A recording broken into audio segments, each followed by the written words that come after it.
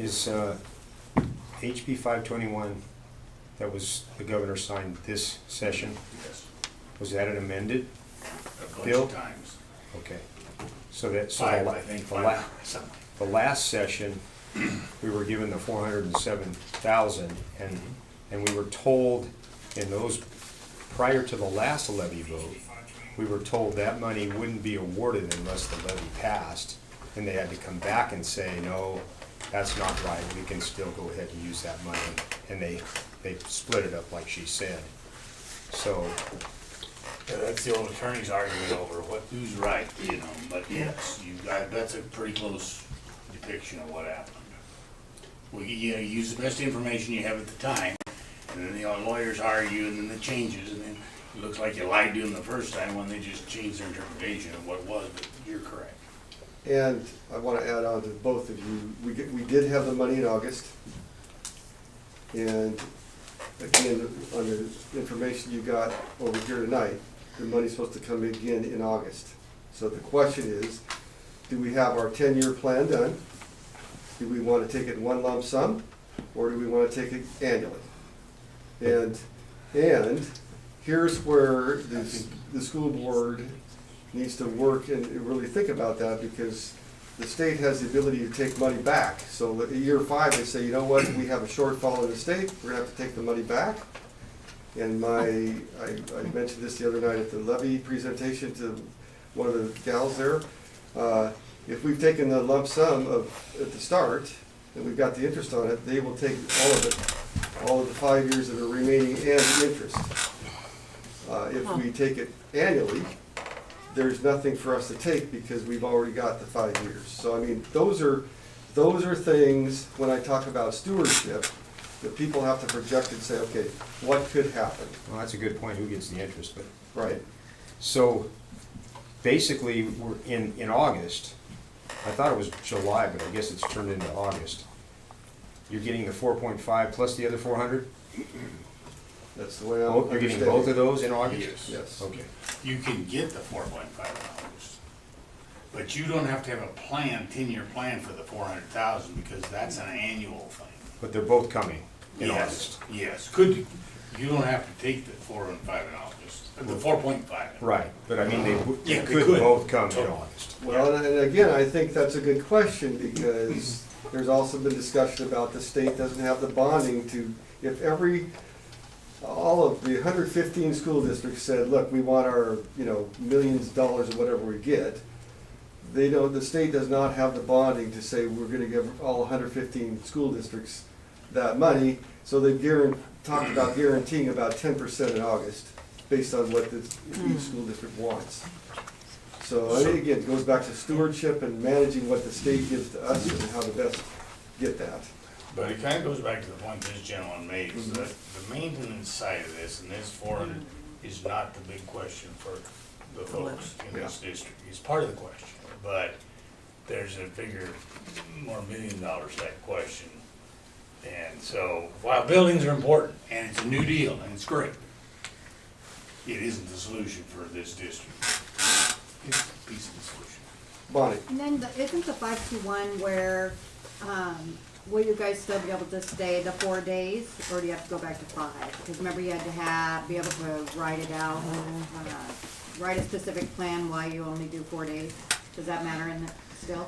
Well, my understanding was, if you are at a 5-day week and went to a 4-day week, you might have to have some justification, but. You do, yeah. I But think so. the state board is working on, okay, if you have a 4-day week, we're gonna put a minimum number of days in. That's how I've read it. I think it was, you have to show that the teachers are actually putting their hours in. Which Right. they have to anyway. Going to the Right. 4-day week, I think it's 171 days they're being paid for now. Okay. So we are still doing that in days. So a little background on that, just because it's a hot topic, particularly was done that. The governor is hardcore that everybody ought to go to school 5 days. The legislature didn't think that was the way it was, so there's a lot of bumping heads on the thing, and he wouldn't budge. But the State Board of Education really decides how many hours you're supposed to be there. Well, Debbie, of course, has been past chairman, and is on the state board, so they're gonna knock that hours deal out later. Yeah. But the way I'm understanding it, if you got 4 days and you wanna do 4 days, you could do 4 days. Nice. And I would like to add on to that too. I came from a state that we did 5 days and have a waiver for 4 days. And there's a lot of planning that goes into that. When you choose to go because of funding, what is lost could be what is important for kids to learn. So to go from 5 to 4, I say, great, but also you have to have a plan in place to say, if we're increasing time the kids need to be in school for 4 days, what are they gonna get out of it when they get done? Because again, we wanna be good stewardships of money coming in, and we wanna make sure that the kids that leave our school systems also have the capability to move on in life. Ready? I'm ready. Okay. If school has to be closed due to budget shortfalls, can it be reopened as a charter school? You can always have a charter school. Now, I looked into this with Cammy about maybe, if they were struggling on the levy thing, maybe they could do this. Well, charter schools are good in a lot of ways.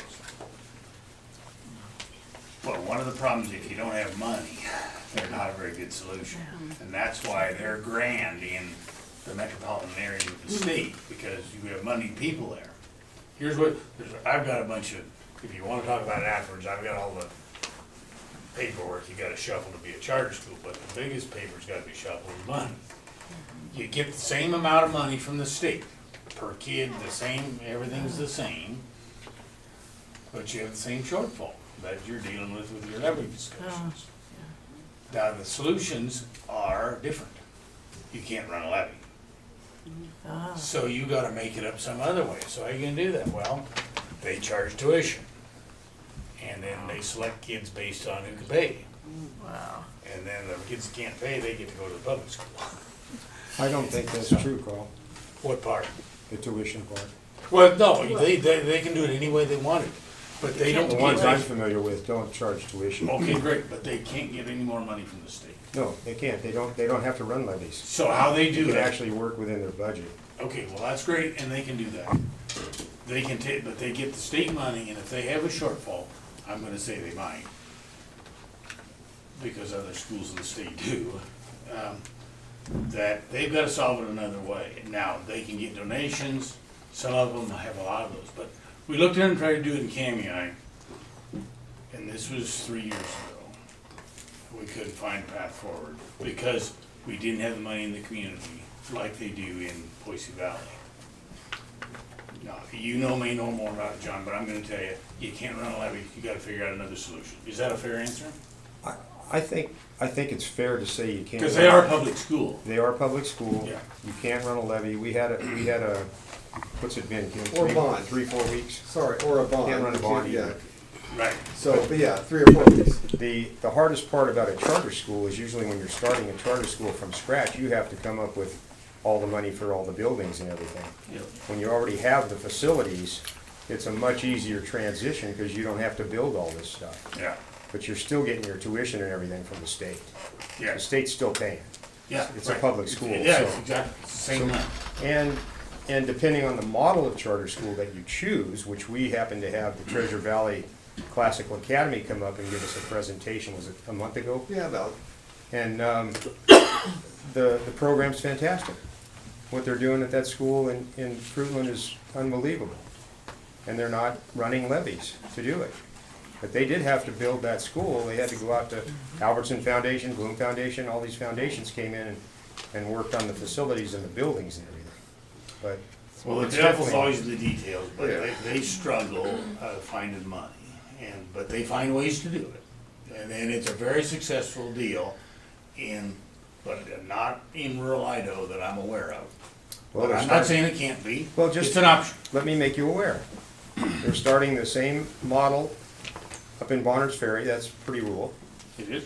And they're also starting one in Avamore right outside of Boise. which is And not rural. That's That's pretty, not a pretty school. affluent. But the contractor, the developer there said, we want one of your schools in our area, and he gave them the land. Right. And Albertson came in and said, we'll help you get the buildings. Sure. But in this situation, the buildings are over here. So it's a very interesting solution Sure, based on the fact that there's no levies ever gonna be Sure. done in this district. sure.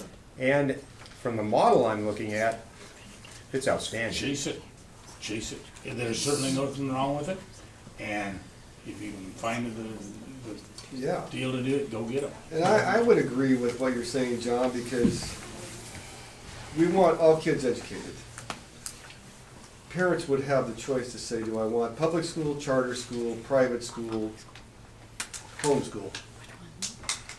But charter school is public school. Right, but it's a specific type of a public school. Right. And the thing is, you're giving parents options, with the goal being, by the time our kid graduates from high school, they're able to go out into the world.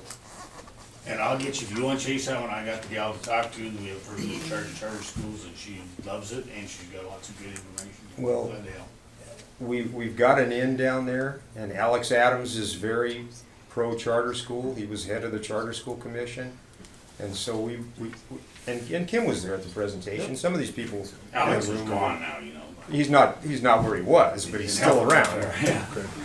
So You got a full-time job. you Yeah. mentioned that the public school would still exist alongside a public charter school as well. So the public school would have to run a levy and the charter school would have to collect the funds. They would have to Theoretically. get their money differently. They get their But the money. public, this is my concern, we started charter school, we put a lot of money into it, but the existing public school would not dissolve because there's a group of people who can't pay for a charter school. That entity that did not dissolve would then have to run a levy, for a smaller amount, to pay for their operating expenses. Well, I don't know if it'd be a smaller amount per kid, but there would have to be for less kids, yes. okay. So there'd be a levy for the public school, here's the concern. Are you talking And they about have like that. if CV decided to go charter and Grangeville stayed public? Is that what you're saying? No, there's a huge demographic that can't afford. There's a number of people in our community who just couldn't afford a charter school. Well, we're not think- talking about the same kind of charter school that I'm aware Well, of. I don't, but here's the real question, I guess. Can a charter school viably actually fully replace a public school? And has it done that anywhere ever? Not that I'm Absolutely, aware we of. have 74 in the state of Oh, Idaho. no, he said What? replace. Totally So if there replace. isn't a public Replace, school You're yeah. talking outside- about convert a public school, a school like this into a charter school? So there's no public school, no general public school, just a charter school. A conversion. As an option. That's a There's conversion. no other option. That would be a conversion. Well, You'd have to convert And this again- school into a charter school. Right. You can do that, Mike. I know you can. Yeah, that's no And problem. again, Does that answer your question? Well, but it does, but it doesn't resolve it, right? Resolve what? In theory, yes. In practical, I would be a little skeptical, but I So you don't- could convert? Sure, Okay, all right. sure. Money. So, if the levy didn't pass and CV and Elk City were closed, because you had mentioned that you still will maintain the buildings instead of maybe give the money back or however it works. So if you're still maintaining the buildings at CV and that, is it still possible to separate out districts from Grangeville to Kooskia or deconsolidate still? Yeah. Because you still own you're still have Right. it, it's just not, And the official term is school division, school district division. yeah. So, again, going back to our discussions earlier, before this, through the last few months, the board was concerned about the levy and said, the deconsolidation committee met once, we want to focus on the levy. And the whole purpose of 2 years is so we can study deconsolidation with the end result, just like the levies. We get it out to the communities and the electors to vote. We're not deciding we're anything not except for totally moving it dead forward. if- You guys get to vote and say, we want to do it or we don't want to do it. All right? Is that the same for the school closure? I would say no, because that's where you're talking about a shortfall and what do we do there? So if the school was closed by the board could the folks in this community, could you grant the school properties to them immediately?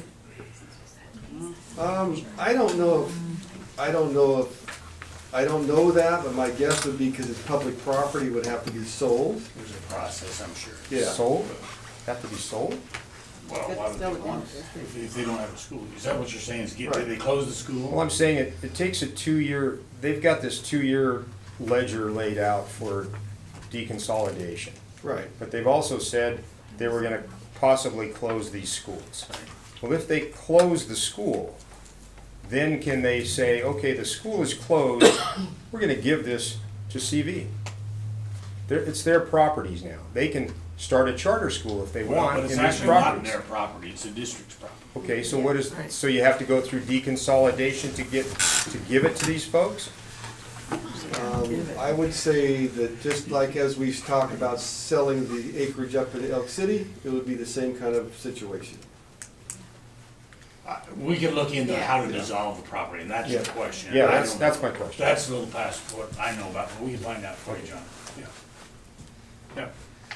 Okay, what expenditures are required of the district by the state? Do any of them not receive reimbursement from the state? Yes. Is the answer. Unfortunately, and I can think of one for sure, and that's special education. Special education is a disaster in this state, because what's happened is the state puts 0 into it. And in rural Idaho, we have more than our share of special needs kids. We get nothing from the state. 100% of the money comes from the federal government. And so to get that money, then the local school district has to match it. Laid right at the feet of the taxpayer. That's wrong. The property taxpayer. But that's the way it is. Debbie is sat on trying to figure out a solution to that. In fact, she had a rewriting of the funding formula that she couldn't get heard in a committee. That will help a lot with this funding for rural Idaho for special ed. We gotta get state money into that. I believe, I guess I shouldn't get in my No, opinion. I'm supposed to be the fact finder here, but We dang it. definitely do. You know, you've got an unfunded mandate. The Absolutely. state stands back with their hands behind their back and makes the federal government and the local property taxpayer take care of one of the serious I think problems. our whole district needs to stand in front of Little and say, give up the friggin' surplus he brags about all the time. He's like, he's always about his darn, Yeah. I got. Well, it's so the much legislators savings. that actually allocate the money, No, not no. Little. It's the legislators. The children are And most. they're not allocating the money for that purpose, even though they had a chance with the new funding formula to do that. And it's politics, and, it's unfortunate. So what they do is they go out and campaign. I've been one of them. We're gonna cut the budget, get rid of the fat, well, we're gonna, and we're conservative, we're not gonna spend any money. Great.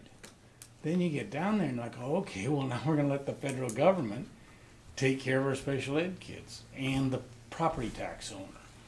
Well, that doesn't seem quite right. So maybe we ought to figure a solution to that. But no, we said we're gonna cut the budget, not gonna spend money. Cut Here we are- taxes every here year. we are tonight. Yep, And- cut and I taxes think- every year now. The ballot in November said so many 100,000 was special ed. So people misread that to say if the levy doesn't pass, then that's cut. Well, that's a mandate from the federal government and it can't be cut. So yes, it's gonna be cut, but it's gonna be cut somewhere else over here that's not special ed, because we're still committed to educating those kids and signing assurances with any kid who qualifies. And I'm happy you guys are here and we're talking about this, because there are many mandates that we have to follow through with. And it's when you see the stuff in the levy that says, hey, we could just cut here and there. Well, it's revenue, and it's also other stuff that the state legislature and the state board mandate us to have to educate kids. So it's not easy, but again, we have to always be talking about what we want for kids and how we can get there to fund it. Well, in a sense, Carl, the state is paying some for special ed because in our district, the teachers that are teaching special ed are part of the teachers that are being paid by the state. So it's not fair to say that they're not funding special ed. So your special ed teachers are not funded with special ed monies? No, they're part of the 70, we have 74 teachers, 73 are paid by the state. Of that 74 teachers, some of them are they are the special ed teachers. Is that true? I Um, thought the special ed I don't know how you're handling it. okay, Could well so- be, but that money, Casey, could be coming from your monies from your levies too, or your carryover monies, which is what's been spent about. They may not be coming from the state, they might be coming from the local taxpayer. No, the state pays the teacher, A pays the minimum. benefits, it pays everything. They don't pay everything, they pay a certain minimum, and then you can't hire a teacher for the price that the state gives you. So then, if you gotta get a teacher, you gotta pay more, and that comes out of the levies. So, to add to That's that, I think That's the another state side. took care of that last year, they gave the teachers a $6,000 raise. They Okay, did, so- but see, everybody got, Six- so what happens then, that just raises the tide, everybody gets 6,000, so it doesn't help District 244 at all. so what happens Because is, everybody gets with the the special ed competition. money we get, it's called program money, so the state has to best decide how are we gonna spend that money. So like, for example, if I'm teaching maybe half my day is special ed, to make it work with all of the funding that comes in for, payment of teachers, because that's negotiated, part of that money in special ed could be used for that part, if I'm a special ed paraprofessional. It's a part of what we say in our program we need to have to educate kids. So that's flexibility, but you're right. The general public doesn't know that, and that's why we have to be stewards of this money to say, okay, here's what we have, we're trying to educate kids, here's all the funding that comes to do that. Does that make sense? Because even with Title I, if I'm a teacher and I'm having a paraprofessional come in for one period a day, I could be charged out to title funds for that one period, which makes the whole of me as a teacher. I think the troubling part was during the workshop on special ed, Carly had some numbers up there, 375,000 to 575,000, and I could never get a number that was, what is the real amount that the federal government doesn't fund? We never got a number. Was it 575? Was it $1 million? We never really knew. Well, let me give you the The country boy mandated- answer, and I'm not sure that it's perfect, but it's a match, and you've gotta match the federal money, so whatever the federal money comes in, that's what you match. And then we have to have That's maintenance the of first that. time I've heard that one, but Well, we that's still what- couldn't figure That's out. what I've been told by the money guys in the department, that it's a match deal, and that's the agreement. If you don't match it, you don't get the money. And the match doesn't come from the state, it comes from you, the property tax. Well, Carl, does your department lobby the legislature?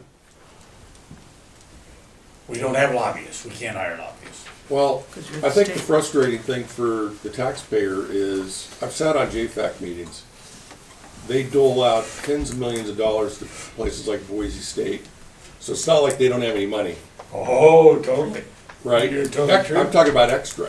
You know that. Oh, I You're know. on JFAC. Well, I've sat there, and I'm telling you, here's what's frustrating, so Debbie's gonna be mad at me for saying this, but I'm gonna tell you. We won't tell her. We won't tell her. Here's the deal. Michael's recording. It's on tape.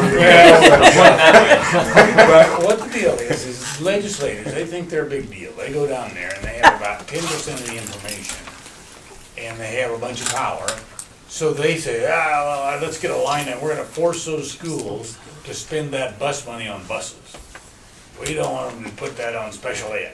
Then we're gonna give them this much money for special ed, and the legislators don't know what they're doing, but they wanna control everything. Yep. And so everybody has their little special deal, and somebody says, boy, that dang school budget's complicated, yeah, it's complicated, you get 105 people every year down there trying to be hot shots. It makes a mess of things. And especially when they don't know what they're talking about, which is a lot.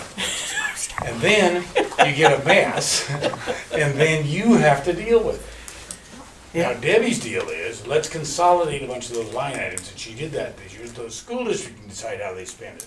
Here's a pile of money, that discretionary money. Now you guys decide whether you need it for special ed, whether you need it for food service, whether you need it for whatever. You at the district level decide, not some legislator who was in there for 2 years and was trying to get his mark on the fire plug, you know. Probably shouldn't say that, but I'm just saying, that's what goes on. And so, we gotta get rid of some of this control deal at the state. The state is too controlling of what these school districts' money are, and then you sit there and you can't adjust lines. Gosh, we can't put that in maintenance, cause that money came for driver's ed. Or something, you know, it's like, and then at the end of the day, you got some money, but you can't spend it for the things you need in your district.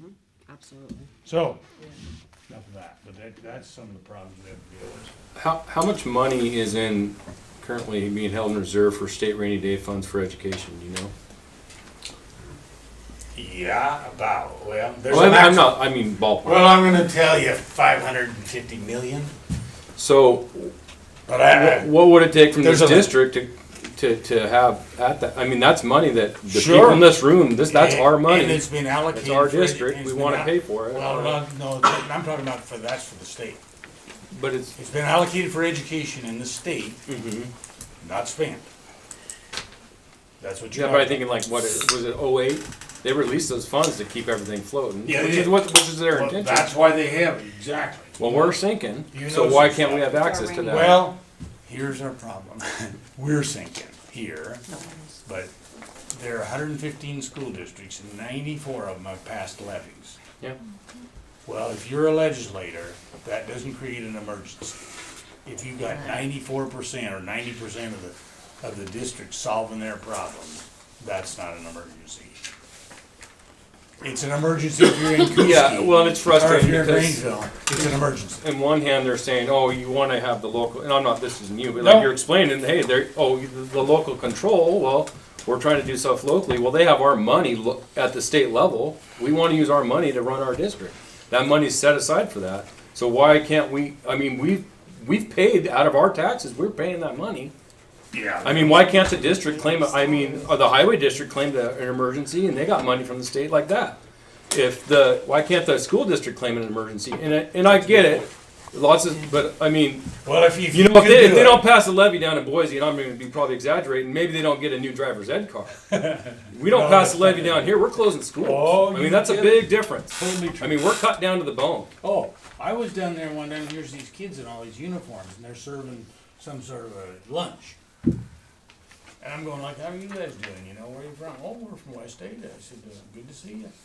Yeah, we're from the culinary arts class. It's like we're trying to get a math class in Kooskia. Yeah. Like you guys got culinary We arts. graduated from Capital. Okay. When we talked to our boys about, like, we literally had a book this big of the electives that we could choose from.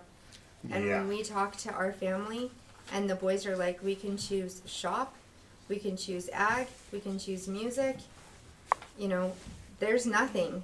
And so we're talking to our family about what our 4 boys can choose from to go to school. I mean, we're like down to nothing. I think We I have a mentioned senior the levy next system year. is not working for Relido.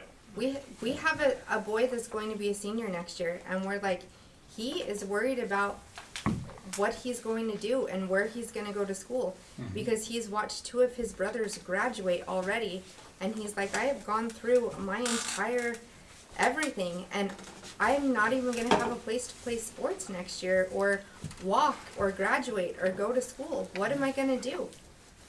I mean, this is heartbreaking. Yeah. Tough deal, but it's our system, and here's the problem. It's our system, we're not gonna change it by May 21st. We're And we not have- changing it, That's right. it's here November's now, we gotta coming. deal To with have here people now. that are Then we sitting- can change it later, but, there's no way we can change anything today. We just gotta understand, the best we can, how screwed up it is, and then deal with it. So my thing too is to have people The worst economy we've that are ever sitting seen. in the room that are wanting to fund Get some cattle. a charter school, and I'm thinking, We can't even fund a regular school. We can't keep qualified teachers in our district. We can't keep buildings here. So why don't we focus on what we can do for this community and the schools that we have here instead of trying to bring in a different school? I mean, we need to work together to figure out what we're gonna do for here instead of thinking about bringing in new schools. Well, I think that we need to be focused on what happens on May 21st. Exactly. That other stuff is, what the focus is that 100%. he's talking about, whether it's a charter school, or whether it's the traditional government school we've got now. What we want in the future is schools, and we want those schools supported. Whichever one of those is best is great, but it needs supported. Right now, we're just trying to get over the hurdle in front of us. Yeah. And I really hope that everybody that is for the levy or wants it to pass or wants it to fail could unite in the future and change the system, because the system we've got is what's got us here right now, and it sucks. He does. Yeah, absolutely. Yeah, and then Bonnie. Am I right by what you just said, Mr. Crabtree, that, so we passed this levy this year, we're just looking at passing another one again 2 years from now and another one again after that, because what you just said is the system's broken. So this is not a discussion about this levy. This is a discussion about our whole educational system, which we will always be passing levies. And the contention that already exists in this community over this levy is breaking people's friendships and relationships. How is that sustainable? Well, I don't like what you just said because it's true. It is true. Yeah. You're 100% correct. So why are we I hate not to have to talking agree about with a you, that's where we're levy? at. What's that? We're talking about a levy every year for who knows. That's how what long. the state's, our entire state's doing. Yeah. So how does passing this levy help us? Survival, it's all it is. It just puts a No. Band-Aid on the wound, it doesn't solve it. And I That's think what I mean. on top of that, it Getting can't be time. just about, we're gonna take a break for 2 years. Stuff like this needs to continue on, and people need to come to meetings and say, here's what we want for our kids. How can we make it happen? Like the Diatley Center, which is up in Lewiston, yes, they got 32,000 people in the area. They got industry who came in and got a donation. Great. Could we do that here? I don't know. It would have to take people coming together and saying, what do we want? Would we, what do we want for our kids here? What do we want for our kids in Grangeville? Is there someone who's able to help with a donation for that, like Diatley did? We can't, my point is, this is one part of it, and we know there's 2 more years it's gonna happen again, so we cannot quit having a conversation about it. So I'm gonna try to say something good about what, with this whole conversation. Yeah. Sometimes it's hard to find, the cup's always half empty, but here's one good thing. One of the problems that this school is at, and I'm a critic of this school district, they've been disconnected from the community. The community doesn't know what the heck they're doing, why they're doing it, blah, blah, and then the only thing they hear from them is, well, we gotta have a levy. Well, this community, here and up there, is getting connected. They're getting to meetings, the school board's getting out talking to people. They're saying, hold it, what do you think? Here's the deal. I like that. And that's where the communities are successful, with their schools being part of the community, not some bad picture of badness and everything wrong. It's like our school instead of their school. I'm seeing some of that. I'd like to see that. I think that's healthy. I live up in Grangeville, so I've wondered about this closing CV in Elk City. And I'm thinking, has anyone discussed cutting back in Grangeville and keeping CV open? I mean, how come Grangeville always gets whatever, and these folks down here get what's left over? It doesn't make sense to me. I've lived around here over 30 years, and I've heard this stuff, and I'm going, are you kidding me? Why don't we give a little bit up there so they can still keep this school open down here? Has anybody talked about that No. at the meetings? I think that's a good thing to come Well, to they on the have 16th. Oh, no, I brought that up. First time I went to a meeting. Bonnie, A go couple ahead. months ago, I brought that up. Because it was one of the things that I asked everybody in the Jim, what were their questions, what were the stories, what's keeping people from wanting to pass the levy, and that was one of them. That was the story, and so, you know, and I wondered why. You know, that is a good question, but. Well, Well, that's and I just think how the it other thing looks. too It's is, we obvious look for how the it simple, quick fix. And what you're talking about is not the simple, quick fix. Well, I think Well, it goes in the general fund, and then it's whoever pays the bills out, you know, kind of a deal, so. It might be something to look into in the future to maybe, make sure things are a little different. I think it's a little more Not than that. just I think that, what's paid. I think there's income differences in communities. And because people vote, like myself, who basically I'm on a fixed income, and I don't really need any more property tax. And people in this community may not be as well off, I can't speak for everybody, but maybe there's people up there that are more well off. And it's almost like saying, if you guys are gonna vote against the levy, we're gonna show you, we're gonna shut your schools down. And to me, that's a threat. And I don't think that's very good. Well, In and my opinion. that's why you should come and speak about that. Because in the your board community. makes that decision, Yeah, the board that's members right. need to hear that. Well, so, Yeah. so, Well, we got a board member that lives down here. A couple of them actually were. This guy One. was. so Yeah. population wise, it would be impossible, like totally physically impossible to try and close even half, not, I don't think a quarter of the elementary in Grangeville and try to bring them into like this elementary, for example. So building wise, it's a population issue. Now, other than that, that would be worth discussing, like, where is the money going, why? Is it Yeah. just population or is there something else there? But actually moving kids and shutting down buildings, there's just not enough infrastructure. Do you think it's a feasible possibility to bus people from here up to Grangeville?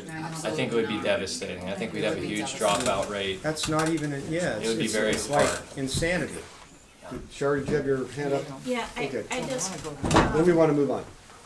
wanted to clarify with you, the reason that it appears sometimes that is, am I correct, that it appears Grangeville has more because they have 5 times as many people, and it's a per student thing. And so you get paid by how many students are in the building, not, right? Like, that's what we're doing, so. Totally. So we have less students, so it appears that way, but, if Grangeville turned out more voters, they could swamp anything Kooskia said, because there's 600 people in Kooskia and there's 3,500 in Grangeville. Yeah, And that's a good point, because like everyone says, that's why we need to be together. yep, Well, and Grangeville just had, it's 543 students, correct? Does anybody know? That's what I looked up. It's more than that. 543? Yeah, it And is. Kooskia has 384. Okay. you mean 500 in the high school? Okay, Aaron, and then we're gonna move on. Altogether. Just the elementary. Just a point on the, it appears that Grangeville has more. We have no idea how much of the more that Grangeville has comes from donations. That's what I was gonna say. They have They a have booster a pretty large pool, you know, they have the Grangeville Community Foundation that supports a lot of stuff in the schools. IFG pours a ton of money into the schools. Which is something we need to start doing down here. We need to People kind of need be to head it up and go responsible do for it, that. you know? Right. People need to go ask for the donations, but I think that's where, like, you don't know where the stuff is coming from. Is that district funded, or was that something that someone got donated? I know that from personally working out at the high school. I went and asked for donations. And so we had things, because I went and said, you know, would someone fund this for me? I think you can tell just by facilities and what's offered, and, I mean, I think that's what people are looking at. Well, you can't And even though we know justify, that, we know you that. can't justify an additional They teacher help. that you're not being reimbursed for to offer a whole bunch of electives when, you know, you're required to offer certain things by the state.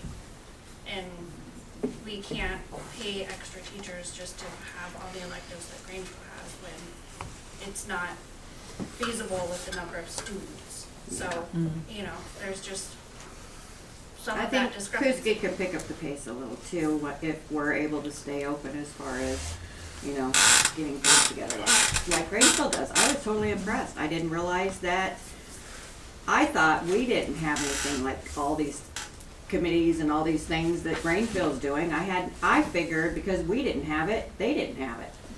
And come to find out, you know, they're just kind of kicking butt up there, and we're just not really, we could do more. And so I hope to do more. All right. Can Okay. I say thanks. one more thing, Ken? Or go ahead. I'll save You'll it. get, I know you'll get it in. I'll save it. Go ahead. What is the state or district's responsibility regarding education in the Clearwater Valley, Elk City area if those schools close? So the state's responsibility, or the district's responsibility, is to provide transportation to the nearest school. So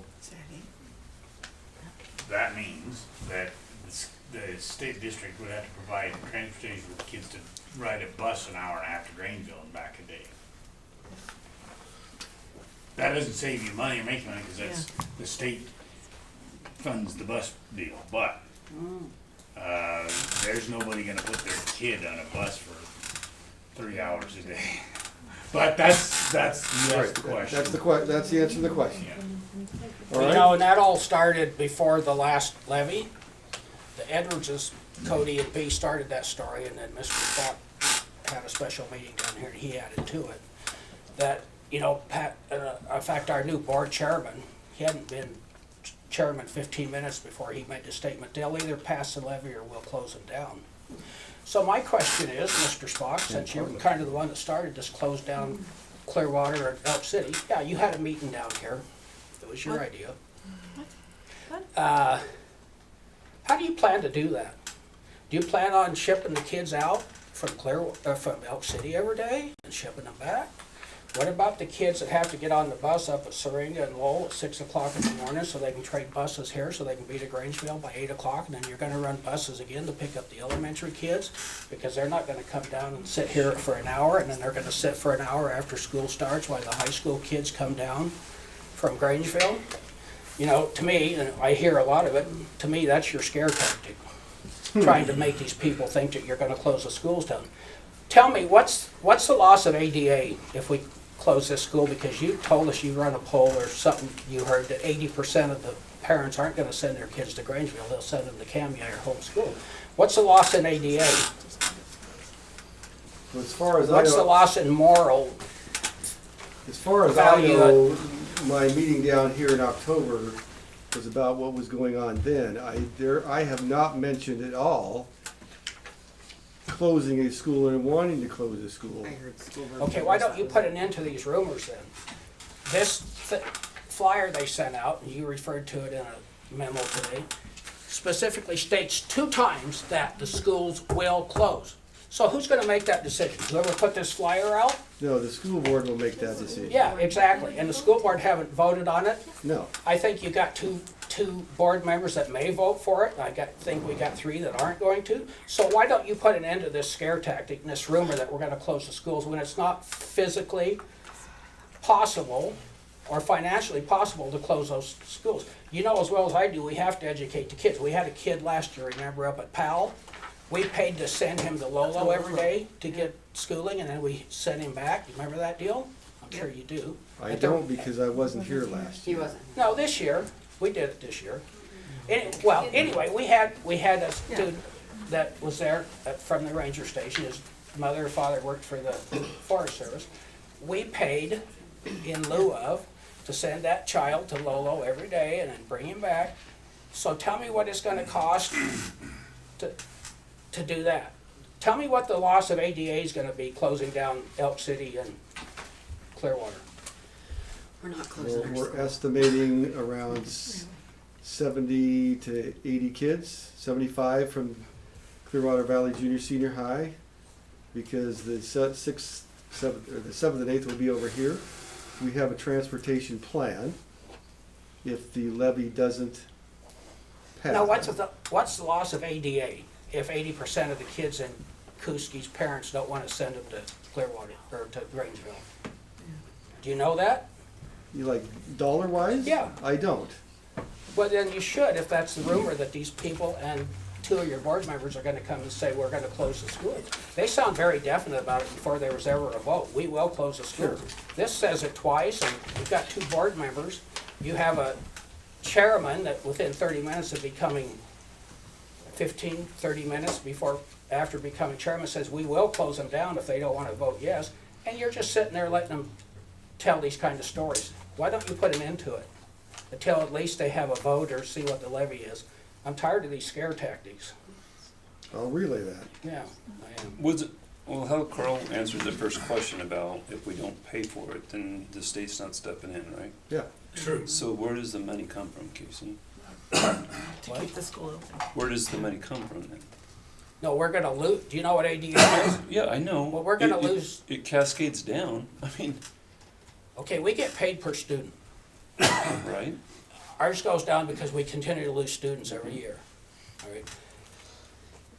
80% of the students in CV, according to their parents in the poll they took, aren't gonna send their kids to Grangeville. Right. So that's a pretty big loss of money. So then our levy even goes up higher. And, That's correct. right, Yeah. so you could have maybe jumped on and supported the last 3 or 4 years, right? I think Maybe we also wouldn't too, be in you this gotta position. look at, if What we're have we losing lost in the last, students, what have we if we're lost in losing the last 3 or students- 4 years? We haven't lost one certified teacher. There's some that have left, but none of them has been let go.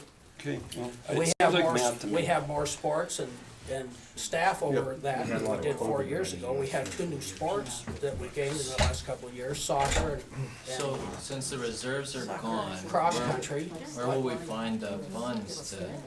That's what happened the last 3 or 4 years, that all the reserves were used. Spent the reserve. Yeah, And I think this too, again, levy not passing, what you're talking about is we're building a budget off 1150, so we now build a budget off of 1000. Okay, Because we were what told you're that- asking about is forecasting something in the future. We don't know who's gonna show up. We don't know what money we're gonna get from the state this year. We're gonna build a budget. And that's my perspective on this, because I haven't been here long enough to see trends.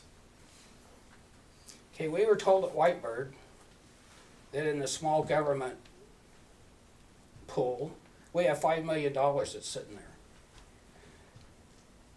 Why can't we use that? Small government. Where is it? You're talking about the SRS funds? No, SRS funds is 3.1 and now it's gone to 4 something with the. You were there. She said we have $5 million in a small government pool and that she will draw down on it if necessary. It's something that we can and apparently will use. You know, $5 million rather than sitting there collecting $136,000 interest is what she told us, would go a long ways in keeping schools going. Who's she? Isn't that the front end lump sum, like when you get paid that? Yeah, that is. So like when the 400,000 comes in August, it's those monies that are sitting there until they get utilized. Right. So they're sitting in a fund, And that's that 5 million you're talking about. right? We So have $5 million and it's been there since the first of the year and it's made $136,000. I've never heard that in any of the budget discussions and I recorded every one until the other night when I asked her about the interest and she told us that. We have $5 million in reserve right now. Who's she? Who's she? Carly. What? Orly. Oh, Carly. I think He they was just there, said he that. heard it, if not, I have it recorded. Okay, I will check my notes and get back to you on that, because the way I understand it is Okay, the that was a state major mo- part of the the decision. state money. Myself and Mr. Lowell both asked questions about it, and she says, we will use that before we Yes. have to go into the SRS funds if we need it. The state gives us money to start the year. Yep. It's not everything we need up to that point in time. We save that money until we draw it down. That's what she's talking about. Yep, exactly. And that's the 5 million you're talking Yep. about, which will be used by the end of the year, because we have 2.5, 3 months left. We have 2 months left, we use 1.2 million a month, that's 2.4, so half of that million, plus we get one more payment, called a reconciliation payment. Okay? So we're not gonna use that 5 million for the end of the year.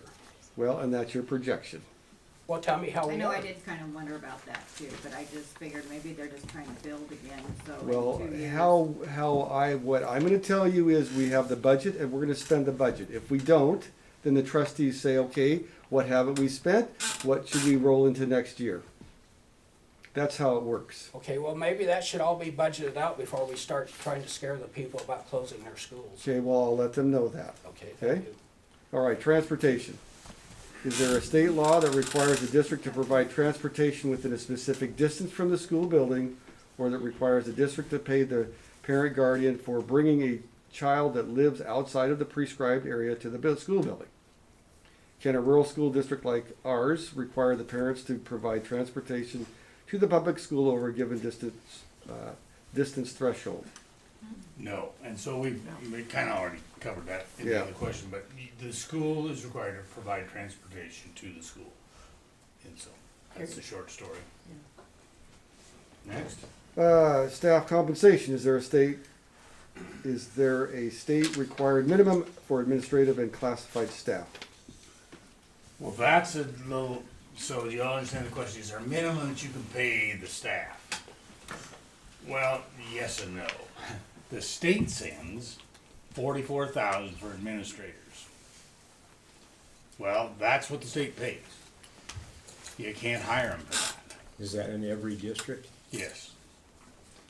And some of the administrators in Boise Valley are getting over $1 million. And that's coming out of the levy money. So while the state sends money, they don't send enough where you can get anybody bought. So is there a minimum? No, yes. You got the minimum is 44,000, but you can't buy anybody to do it for that. So, yeah, how are you going to I define think it? it goes back to, that's what they fund, Right. and it can only, really 44,000 might be able only to divide 2/10 of a whole. Superintendent, so, or principal, so the district has to say, where are we gonna make that money up to get a whole person? And that's your levy. And the same way with classified staff, Yeah. they send 39,000 for that. But the bottom line is there a minimum? No, but you can't hire them for the money you get from the state. So You gotta do something. you gotta do something.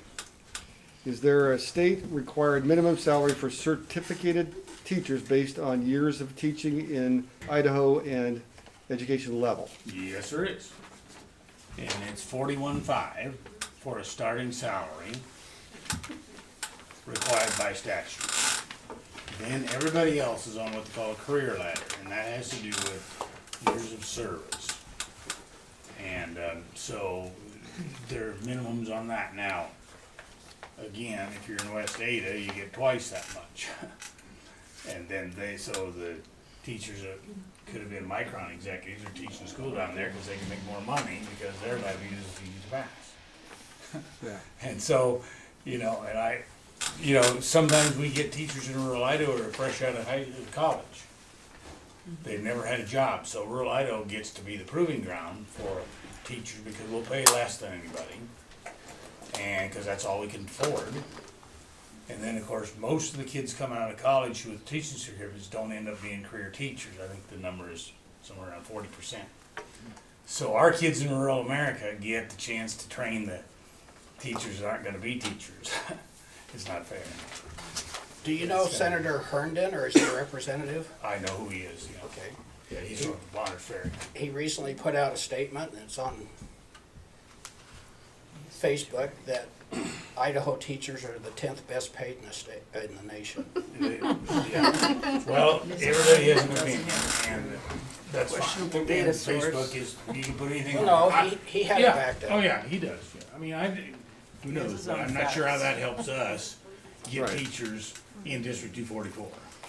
And see, well, if he's looking at an average, maybe, but I'm gonna guarantee you our teachers aren't getting average in 244. That's what I'm talking about. See, the kids, the average teacher wages and what we're paying, because we can't. I'm not saying it's our fault, it's the system. We got it rough, and so we get the kids fresh out of school. A lot of times, I was up at Kellogg. They were having a deal with the new teacher introductions. All of them were fresh out of college except two. So they got the same problem we do here. But, just saying. Carl, do you remember, has it been 5 years ago that we sat in Zip Trip and I came to you and I said, Carl, we need to get state benefits for these teachers, and you said I'm gonna go down this session, and you got, I think you got $4,000 per teacher And then we got insurance. that year, and the insurance. Came back to the district, they said it wasn't enough because some things were left out or Well, whatever. yeah, they screwed up the calculations, the insurance, yeah, okay, well, that's a But at that pretty good story about it, what happened, yes. At that time, we were talking about this same issue Totally. 5 years ago. Yep. And maybe I can present this one more time. Because I don't think passing this levy is gonna solve this problem. It won't. So, Will not. the So if Constitution's we're in clear, agreement- right? What's that? We believe the Constitution is clear, right? Well, we do, but we're not attorneys, and obviously there's a lot of Okay, so different just readings of that. let me finish. The Constitution's clear. Sure. Well, no, I'm saying, I'm not an attorney, and neither are you. It's not clear by attorney talk, which I don't know very well. Okay, well, I think it's fairly clear, okay? Okay? This was written long before this statute, Title 33-802, which says any tax levied on for school purposes shall be a lien on the property against which the tax is levied. So now we have a legislature that went away from the Constitution and said, okay, we'll allow the district to put a lien on your property, okay? So, in 1965, are you familiar with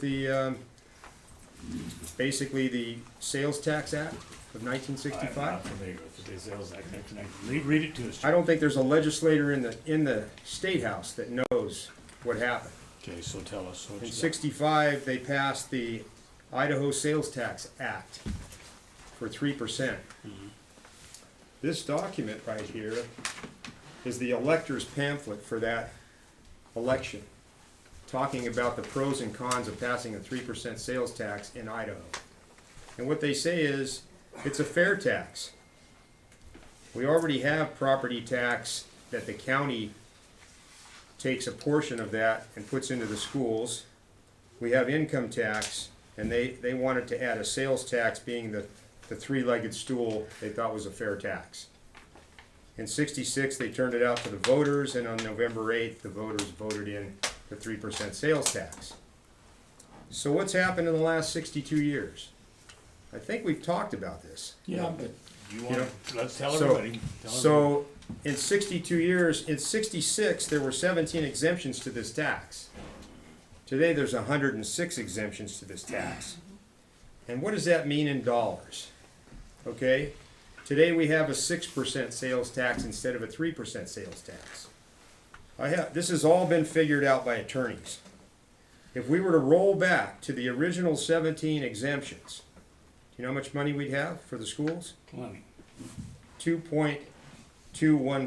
2.215.675 billion.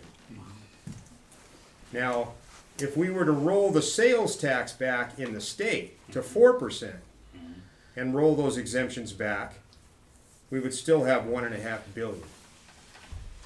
So, right here is a Supreme Court ruling that a lawsuit started in 1990 and was finally decided after 5 appeals in 2005.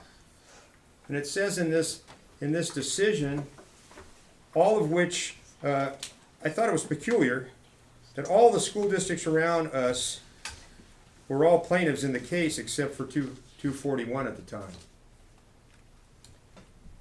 And so the decision was that the state legislature was not funding the school's constitution.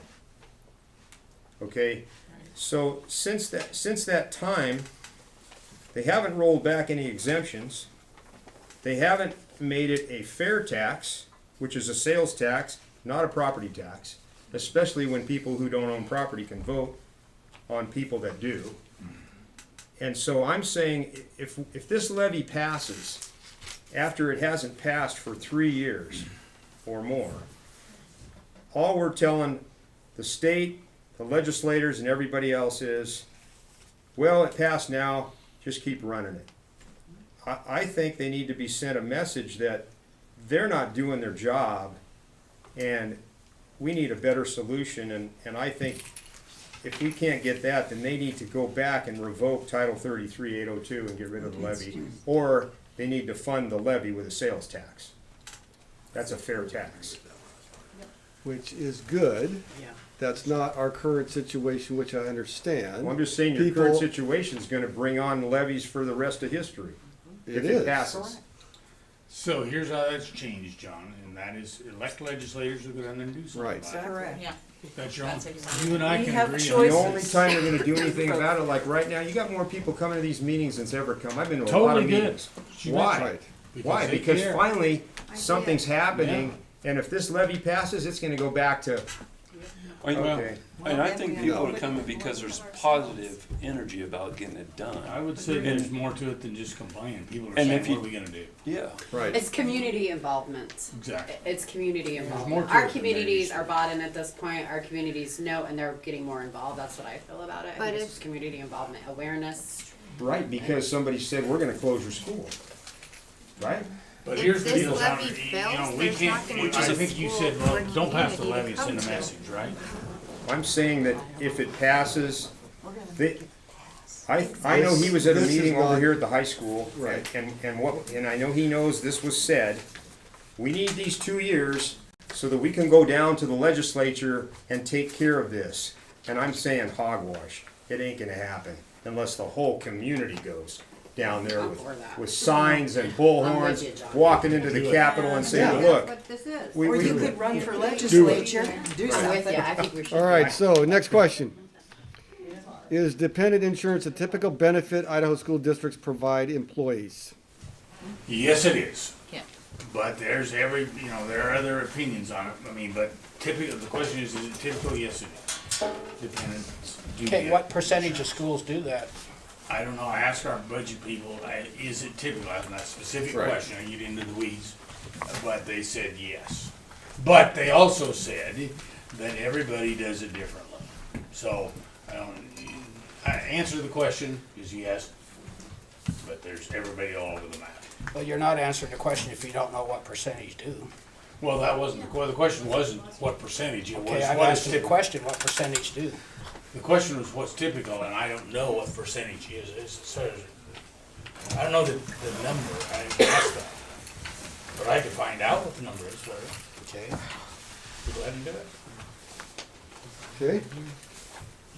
On facilities, what is the annual mandatory minimum maintenance expenditure for any student occupied building?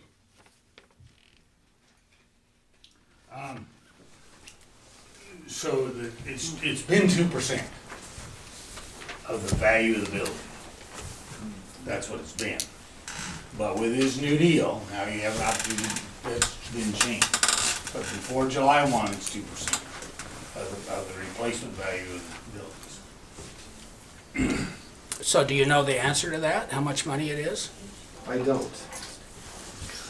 If I asked the question, you should, I would think, because I remember from the budget meetings, it was very spent. Nobody's gonna give you an exact number, Casey, because they don't wanna be on record if they don't know the exact number, so you can hold it over their head at later meetings. So they will probably get back to you if they don't know the exact number, so that you can't Well, I use don't know the it. exact number either, but I know it was very high, and if we offset that with the 407 or the 460,000, that makes 867,000. That money that's dedicated for that could go to supporting the Elk City and Kooskia schools, And that's been discussed, okay? okay? Deconsolidation, can you provide details about deconsolidation regarding the process and details that it is mutually agreed upon process? So, several meetings, I told you the process from start to finish. I've read the book on the Riggins deconsolidation. It's very specific. I'm gonna flip to a page here where it talks about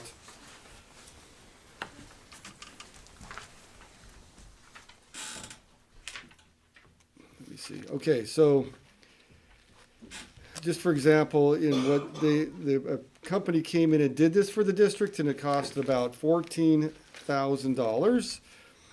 Disposition, here's an example of one of the charts. Disposition of non-school real property. The district office was estimated value as about $80,000 for the new district. 13.2 0.32% would go to Riggins, or about $10,000. So all of this, when the district is divided, it has to be submitted and approved, and again, it's divided based on ADA. Grangeville Fuel Building, $759 at 13.32%, $101 would go to the new district. Clearwater Valley Bus Garage, $48,000, 13.32%, $6,000 would go to the new district. Right, I'm just giving you an example of how detailed this is to say. Every asset. Yes, every asset is down, so it's fairly split up. So it's not like, well, because this area here has traditionally taken all the money from us, they're gonna get all the money. No.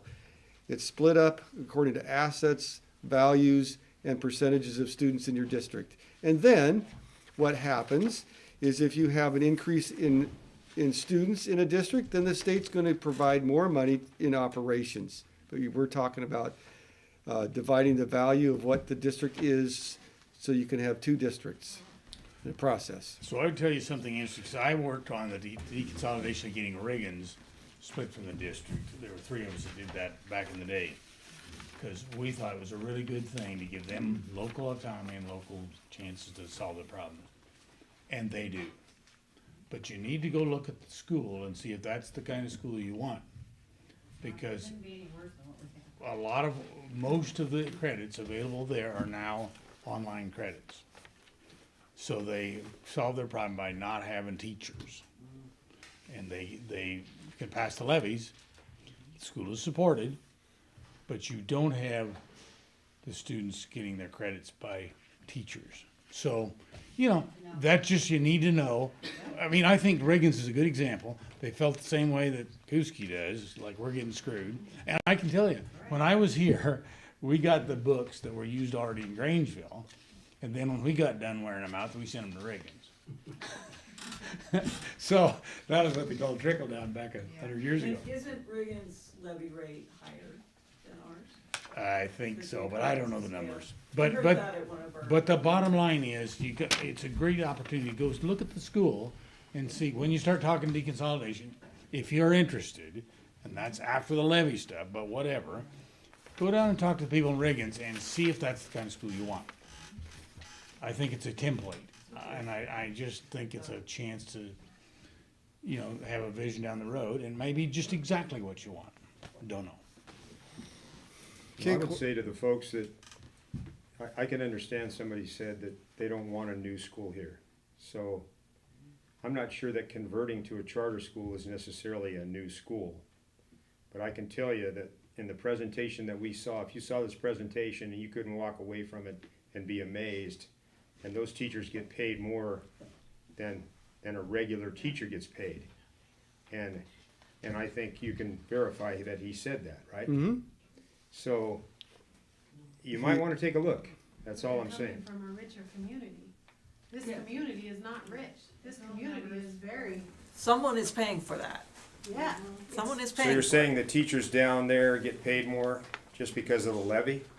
No, not at They all. do get They're paid just, more. My kids went to Meridian Because not of the long levy, ago. They've got a different demographic. They Right, do and have a it- very They get different paid a lot. demographic. the reality of it It's is, all of the charter schools have different funding streams and people willing to do that. And it takes parents and people to say, we want our kid there, we're willing to pay for it. That's the difference, and that's fine, because parents are choosing to do that, and they're willing to make whatever sacrifice they want to make for that. He said that was funded by the state. They do get funding. It's Yeah, they charged do. the same way this school Same is, way by the we are. state for the same amounts. Yes. We get to run levies where Yes. charter schools can't. They have to figure out It's probably not their own way to have money. So it's a good thing that they don't have to tax the property in the county for the people that live there. They don't have a levy to run. They can't run a levy. And I asked Steve. No, they do run a levy for the public school, but No, not charter, not for they the do charter not, school. not for That's what I'm charter. talking about. No, so you gotta But the have, patron it's a county tax it's levy. gonna be a community thing anyway. I think we need to verify, you need to verify what you're saying, at least with this particular. Which part? Treasure Valley Classical Academy in Fruitland. Okay. Find out if the patrons are paying for tuition. I don't believe they are. I think there's Well, they're paying for it somehow. I don't know how they're paying for it. The state's paying for it. The state pays the same for them as they do for you. For a public school. Each kid gets the same. Yeah. At a charter school or a public school. Right. That's the same. Now, what they do after that, they don't run levies. I don't know how they're getting their extra money. Right, well, and maybe Or maybe they don't even need it. You're Well, saying. you're right. Maybe they they're so don't need the efficient, they money. don't We need it. asked Steve Lambert that question, and he said, we know how to run a budget. Perfect, great. So the Then they're better than most that's, schools that's are, so fine. that's I great. mean, but again, Still an idea. people wanna go there and do that, and that they figured out how they're going to do that. That's not the funding model for public schools. I'm not saying that I'm just you saying- shouldn't go there. You said that the meeting was to maybe bring some solutions. You've seen it, I've seen it. If anybody else in this room wants to see it, we can show you. Yeah, I think I can guarantee you, if this school changed to that model, you'd have people from Grangeville bringing their kids down here. Anybody believe that? okay, well, You gotta see it. right. Where does the money great. come from, My sister's kids go to Someone a is charter paying school for in Boise. I'm not talking about any charter school, I'm talking about this particular model of charter Okay. school. They're not all the same. It's a great option. We'll just- Aaron, and then we're moving on. Well, just a quick look at their website for the Treasure Valley Classical Academy. You can support their capital campaign, among other donate now options, so. It does say that it's tuition free, but someone's supporting the school Right, outside of and that what was the my state point. pays. Mine too. All right, Someone's. so let's talk funding models. Carl talked about it a little earlier. What would the process be to approach the Department of Education legislature regarding changing a public education funding model at the district level? So here's the deal on that. There hasn't been a change in the funding model since 1990. That's a while ago. Debbie has a plan, and she sat down with a bunch of legislators last summer, all summer long, all fall long, all winter. They wrote the bill. It got into a food fight. It never got heard. It really damaged, in my view, rural Idaho, because it allows discretionary spending to increase so that you don't have to be screwed over by the state telling you how to spend the money. It also allowed you to allocate monies to special education, which you can't do now.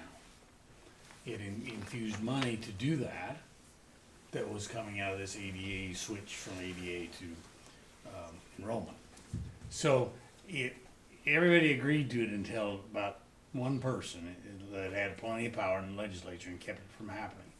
If you wanted to have a change in the funding formula, which I get your legislators to support the idea of the funding formula change that's been proposed.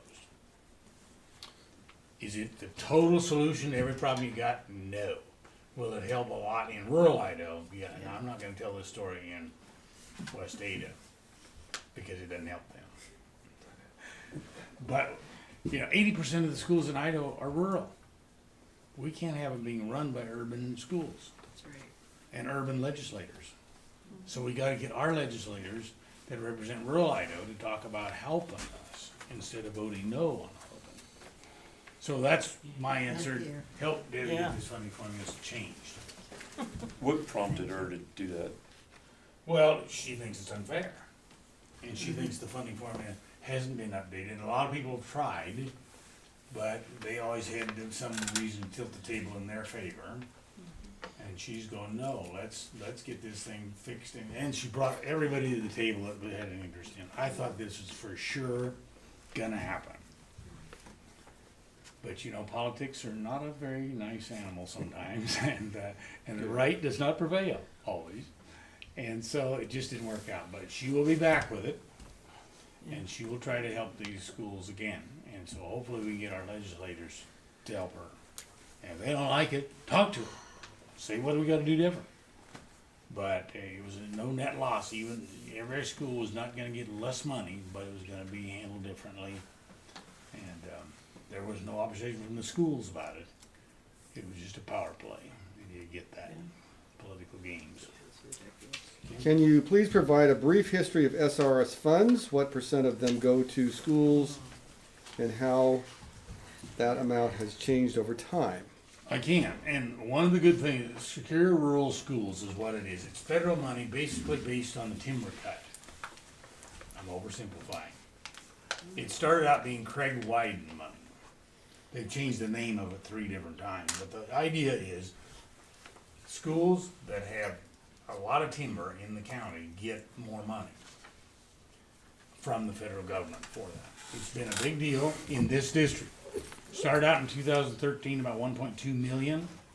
It's vacillated down to 500,000 one time when they had the fight between the Trump administration coming in and everybody fighting. We got down to 500,000, then everybody got back on board. We've been about $1 million. It's going to be 930,000 this year. Well, that's 3 times better than any other district in this state. That was pretty good for us. And so while it's not the solution, it's a heck of a lot better than a kick in the butt. And so we get that. And over the years, it changes. But it's been around, rounded off to say it's $1 million. And that comes from the federal government. But Carl, doesn't that total amount just represent 25% that goes to the schools and 75% of that goes to road districts? Actually, the number's bigger for the total SRS money. I'm talking about just school money. School. Okay. Yeah. Okay. I'm just talking about the part that goes to schools. But yes, you're right, Janet, in that there's a lot bigger pot that comes here, but it's a lot of it goes, our road districts are living off of that. A lot. Yeah, we pay almost nothing for our roads. Yeah, in the yeah, county. because of that. Because Good for gas us. tax. Very helpful. If we force the hand of the state to change the school funding model, in your opinion, would you speculate that the state would revert to the previous funding model that had a mandatory 3%, 3 mills, was up to 6 mills tax on properties, or do you think they would impose a new model of taxation? And I think that's along the line of what he was saying a minute ago. Well, kind of, sort of, but if you think that the legislature is gonna go back and do what they did and repeat something that was done, they're too arrogant for that. They're not gonna use an idea from the past, even if it was brilliant. They're gonna come up with some smoke and mirrors deal that makes it look like they're the big deal. So the answer to that is no, they're not gonna go back to some other idea. They've gotta come up with a new mousetrap. idea. Nice. What is the legislature and Department of Education doing to improve the accuracy of supplemental levy ballot language to provide the best estimate of the true cost of local levies to voters? Overstating potential tax burdens by 29% seems like a huge disadvantage to passing levies. Example, our district, school district facility funds distribution for fiscal year 25 is estimated at 852 some odd thousand.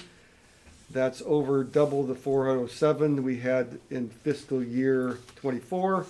It substantially reduces the burden of the levy on taxpayers, reduces it by 29% to be exact. The mill rate drops from 182 to 129 per 100K net market value.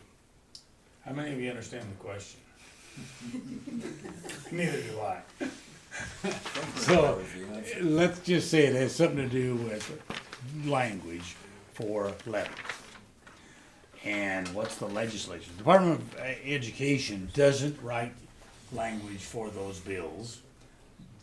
The Department of Education doesn't get the money. The Department of Education distributes the money that the legislature allocates. So if you want to raise the amount of money, it doesn't come from the department, it comes from the legislature. The language on this levy stuff is decided again by the legislature.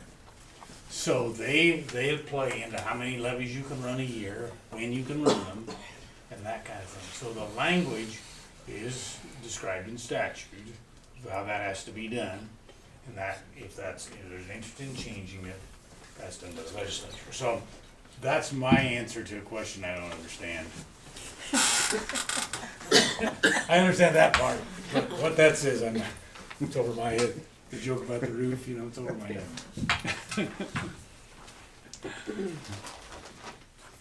Can I follow up on your very first statement? Sure. You said if the district fails or goes to bankrupts or whatever, the state's not gonna step in, capital N-O, you said. Yes. Do you know of any statute, code, or law in Idaho law that allows the state to come in and take over a school district because a levy fails? No. Okay, that's what I was wondering, 'cause I see these hundreds of signs all over that bearing false witness, vote yes, save local control. Don't sound like we have much local control to start with, and then that's just a flat out lie, all these signs. Well, the local control, I think, infers that if you want more money, you have to get it locally. A percentage of it. No, that's not where it started. Up till this year, it was kind of like the wacko environmentalists. You and I talked about it before the meeting. Right. It was global cooling, and it was global warming, it was acid rain, and now none of those work, so what is it now? It's climate change, right? Until now, every other year, and we used to have a board member that was on there, and that was her thing every year. She had two things. First of all, if the levy don't pass, our doctors are all gonna flee. Well, we have more doctors than we ever have before.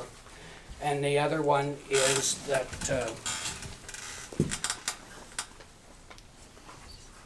no, nothing has happened, local control. What local control? You said we have no local control over special ed. So, Well, that is what I but said. no, what they used to say is, if we don't pass this, the state's gonna swoop in and take us over. Well, they couldn't do that because somebody pointed out at the beginning of this year that that's a lie, they don't do that. But they still have this false narrative on all these hundreds of signs, vote yes, save local control. That's very dishonest. Could be, but you know, those signs are not schools. No, I realize that. School. Anybody can put up I a just sign. wanted You to or I make- can put up a sign if we want to. Right, I just wanted to make sure that Yeah. that was, But I'm gonna clarify, understanding the that. state is not coming in to take this school over and solve all the financial problems. No, they're not. yeah, They that's the point I wanted you to make. And Yeah. I may quote you in next week's newspaper. Do if it. that's fine. Yep, the state don't come in and swoop it up, but as we notice, the state sits here and they do all these rulings until we're so choked out that we have no other choices but like what we're sitting here now worrying about our schools closing down and deconsolidation. And if we don't think the states take over schools, that is crazy because state has taken over schools. There's some private, there's some state-owned places there in Boise. Well, The states okay. have had to intervene. You're talking about, now, I get yeah. you. So, Okay. and that's all in the fine print. Like, That's is the a good state going to correction. swoop in and the military going to come in? No, they're not going to do that. They're going to give us all enough rope to hang ourselves. I mean, like with anything else that has to do with the government, The right? state has never in the history of Idaho came in and taken over a school. You might want to do a little bit more research, Casey. Okay, I know there were some people that talked to Debbie Critchfield's assistant, and he made that very plain. I received an Okay. email from Scott Graff this week stating exactly what you said. Okay. There are states that take over schools. Idaho is not one of them. And that's correct, but what she's saying is kind of correct. It's how you define taking over. Yes.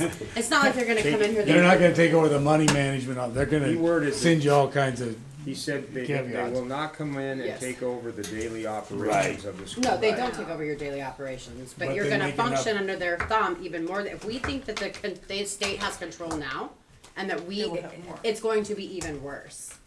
Well, Like, that's why I've the been thumbs- suggesting yes. the charter school model. No, Because they I don't do get that what- in a charter I school. know, I understand They what have a you're saying. charter they gotta go by. Yeah. All right, You know. so does anyone have anything else that we haven't talked about? Yeah, one more thing.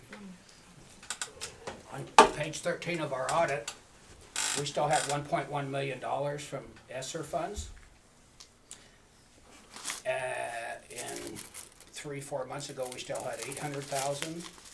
And I quoted Carly in an ad in the newspaper today, exactly. She said she was gonna spend a good share of that on technology and curriculum. So if we have 500,000 to spend on curriculum and technology, why is there $115,000 on the ballot initiative? That's for next year. Yes, but why didn't we buy curriculum this year? We had $1.1 million that she told me she was gonna spend on curriculum and technology. We are going to buy curriculum this year. with the 500 or 800,000 that's left from the 1.1 Well, million? with the ESSER, from the ESSER funds, I don't have the exact amount, but Okay, I do, that's it's the in my idea. ad today, go home and Okay. read it. Okay, Isn't that money that we have to spend yes. for a curriculum?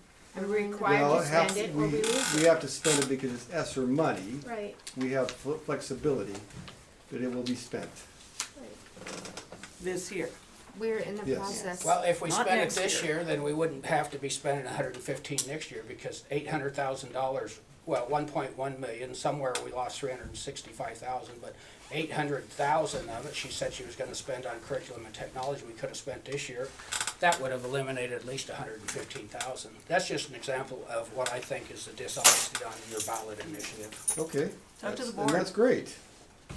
This meeting was to None discuss of the those board things, members are but here. not to convince someone to vote yes or no, is to get this information out. Well, yeah, but if it's false information, Well, you Well- just did it, Casey. You just said we can't. The state's not going to swoop in. They just told you that, in a manner of speaking, they do swoop in. But yeah, I didn't hear you There- yes, apologize to the group and the people online, because all you do is put out these false rumors yourself and cause chaos.